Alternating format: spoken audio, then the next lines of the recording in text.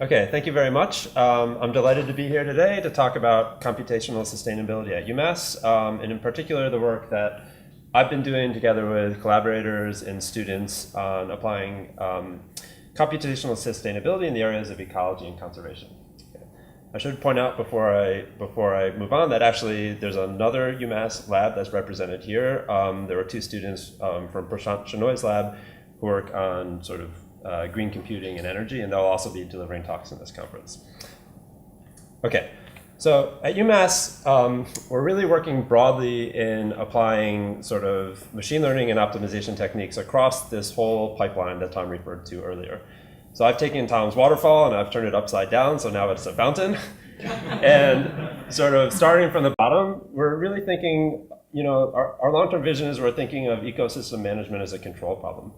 So, at the bottom of this pipeline, we collect data across very large scales, and we analyze and interpret that data to extract high-level biological information. We take that data to fit and construct models of ecosystems and ecological processes, and then we use those models to make decisions. Okay? And so the long-term vision is that this will be a tightly integrated loop where big data and algorithms are sort of fully injected into every step of the pipeline. And what I'm going to talk about today is just a sampling of projects that we're doing at UMass that sort of reside mostly within individual parts of this pipeline. Okay. So first, I'm going to talk about a project on data interpretation. So one of the big projects that Tom already mentioned is we've been working over the last 5 years or so on the BirdCast project. And the idea of BirdCast is to develop novel machine learning methods to understand, model, and forecast bird migration at very large scales using two primary data sources. One of those data sources is eBird, which you already heard about, and I'll talk about in a minute, but the other data source is weather radar. So the US has this incredible network of weather radars. There are over 150 stations. They've been operating continuously over 20 years and archiving all of that data. And while I'm sure many of you know that these weather radars are very good at picking up precipitation, like you see in the bottom part of this image, probably not everyone is aware that these radars are very sensitive, and they also are very, very good at detecting bird migration, which you see in the top part of this image. Okay, so this is an incredible comprehensive source of bird migration over the last 20 years in the US. But very, very little of the data has actually been used biologically. Much less than 1% of the available data has actually been analyzed biologically, largely because of the very significant computational challenges in doing so. And so the goal of our work in collaboration with Cornell and Oregon State is to develop automated techniques to extract high-level measurements of bird migration from this data. So we want to fully automate this pipeline so that we can analyze the entire archive worth of data. Okay. Some of the computational challenges that arise in doing so are recognizing and removing precipitation. And then once we've isolated the actual returns from birds, then to measure the density and velocity of migrants. So I want to tell you just a little bit about one of the algorithmic challenges we've solved in this pipeline. And this has to do with measuring the velocity of migrating birds. Okay. So how do you measure the velocity of migrating birds from radar? Well, as it turns out, these radars actually give us some information about velocity. So these are Doppler radars. So they tell us the rate at which the targets are either approaching or departing the radar, which is measured from the Doppler shift of the radar signal. Okay. So we have partial information about radial velocity. Here, the green targets are approaching the radar, and the red targets are departing the radar. But actually, there's something wrong in this picture. And what's wrong in this picture is that due to the sort of low-level radar fundamentals, there's a fundamental ambiguity in radial velocity data. The radial velocity data is actually known up to some unknown additive multiple of 2 times the Nyquist velocity, in this case, 22 meters per second. Okay? So I won't go into more details about this, but I'll tell you the high-level approach that we took. So to sort of address this problem, we formulated a joint probabilistic model to model both the velocity field of migrating birds, as well as this incomplete observation process, where we only observe the radial component of velocity, and that velocity is further aliased through this aliasing process.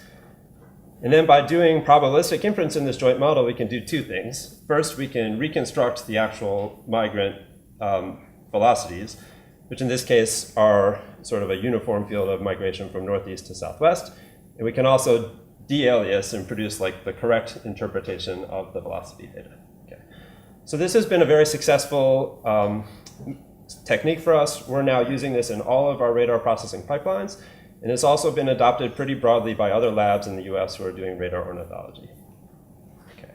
So we're also, I won't talk about I'll skip some work here that we're doing. We're also doing computer vision to discriminate rain from birds. But let me skip to some of the actual biological analysis that we're doing. So as we're assembling these pipelines, our goal is to increase the scale of the biological studies that we can do with radar data. So this is done, what I'm showing here is an example from a recent paper in ecological applications led by my colleague Andrew Farnsworth. And this is showing a summary of fall migration in the Northeast US using about 40,000 radar scans that we've analyzed using our pipeline. And you can see here, for example, you can see histograms of migration velocities at different stations. You can see some very faint circles, I think, that show the migration density, the migration passage rates over different stations. And you can see how those compare to prevailing wind directions, for example. Okay. All right, so to learn more about our radar analysis, please go see the lightning talk and poster by Kevin Winter this afternoon. Okay, so let me talk now a little bit about actually using data to build models of ecological processes. So as another part of the BirdCast project, a goal is to use eBird data to learn about migration. And so to do this, we developed this framework called collective graphical models, which Tom talked about briefly before. So I will also talk about them very briefly. So the goal of collective graphical models is we'd like to be able to learn models of migration behavior of individuals from population level data over time. So if you look at the right here, you see basically snapshots of species distributions that we can create from eBird. And there's very, very clear evidence of migration here. However, we're not actually measuring the migration of individuals. And we'd like this to use this data to learn about migration behavior at the individual level. Okay, so the basic idea of collective graphical models is, okay, why don't we actually model all of the individuals? So we'll formulate a generative model about how individual birds are moving over here. And from this, we can certainly derive these population level snapshots over time. And we can use the data over here to fit the parameters of this model that we've formulated over here. We can certainly write down this model mathematically. However, the problem with doing so is that if you think about doing inference in this model, all of the individual trajectories are unobserved. So this is sort of wildly intractable from a computational perspective. So the research focus then has been in really developing good mathematical tricks and principled approximate inference algorithms. So we don't actually have to model all individuals, and we can do inference in this model. Okay. So over the past 5 years or so, the primary push in this area has been in actually improving the algorithms for doing inference in these models so we can eventually come back and actually fit models of migration. So this is just a little plot showing some of the improvements over the last 5 years in doing approximate inference in terms of reducing the error, how much time it takes to reduce the error in solving the optimization problem. Okay, so we've identified actually a number of really nice things. We've made some nice connections to other problems in inference for graphical models. Okay, so with that, we're now beginning to circle back, as Tom showed, and start to actually fit models of migration on realistic sized models. So this video is going to show, I think it's going to show, oops. I think I may need help here. No, I'm not trying to edit. I just want to get back to the. It locks down a lot of functionality. I think if I just click. Yep. Quick time not available. Okay. Well, you all had the pleasure of seeing Tom's video before. So this video is would show the migration reconstruction of a different species, the wood thrush, using a model that's actually fitted from eBird data, a very simple parametric model that's fitted from eBird data. But the nice thing that we're starting to see that things that actually look somewhat realistic in terms of the reconstructions, and we're actually able to recover parameters, which is nice. Okay, so to learn more about this research, please go see the lightning talks and posters by my students Tao Sun and Garrett Bernstein, which will also be this afternoon. Oop. Okay, all right. Let me talk briefly about sort of some other work we're doing in the area of bidding models of ecological processes. So at UMass, in addition to working on bird migration, we're also really working broadly across statistical and algorithmic problems in population ecology. So another area that we've been looking at as part of a succinct working group is models of insects, also from citizen science data. So the questions with insects are slightly different. For example, one of the problems we're looking at is phenology. So we're looking at variations in the timing of life history events, such as when do the adult butterflies actually emerge and start laying eggs, and how are these driven, for example, by changes by climate or changes in temperature. So our approach here is to develop probabilistic models that are based on the sort of underlying mechanisms to connect, for example, growing degree days to phenology, and then to develop algorithms to perform inference and to fit the parameters of these models. One of the really interesting things that has come up algorithmically as part of this work is that there are a number of models in population ecology, including these phenology models, but including many other models, that have a basic flavor of having some unobserved count variable, which represents the abundance of some species, coupled with a bunch of noisy observations of that latent count variable.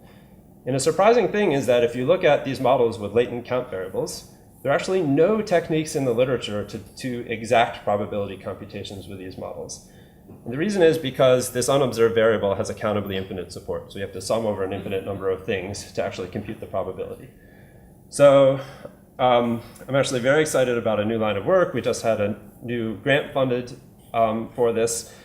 My student Kevin Winter will be talking about this tomorrow afternoon, where we're actually using probability generating functions as a way of doing very fast exact inference in these models. And these methods actually in our preliminary work are much faster than the approximate methods that have been previously used. So please go see Kevin's talk. Okay, and I'm going to wrap up just by briefly talking about decision making. I'm going to talk about some work that Bistra, this is in the same sort of family of work that Bistra was talking about. We actually collaborated on sort of the beginnings of this work. So this is the framework of stochastic network design. Okay, so the basic idea here, as Bistra pointed out, is if you start looking at some of the decision problems that are arising across computational sustainability, many of them have this flavor of either suppressing or facilitating diffusion in a network.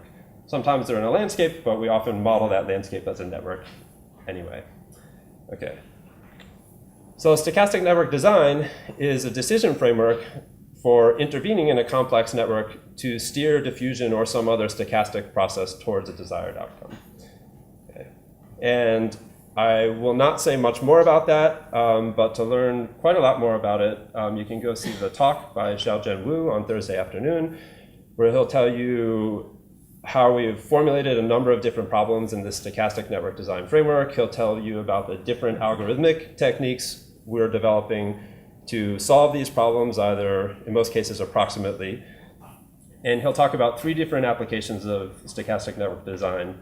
First one is to barrier removal for increasing the connectivity of river networks. The second one is spatial conservation planning. And the third one is doing pre-disaster repairs in road networks to help increase their resilience to natural disasters. Okay, so thank you very much.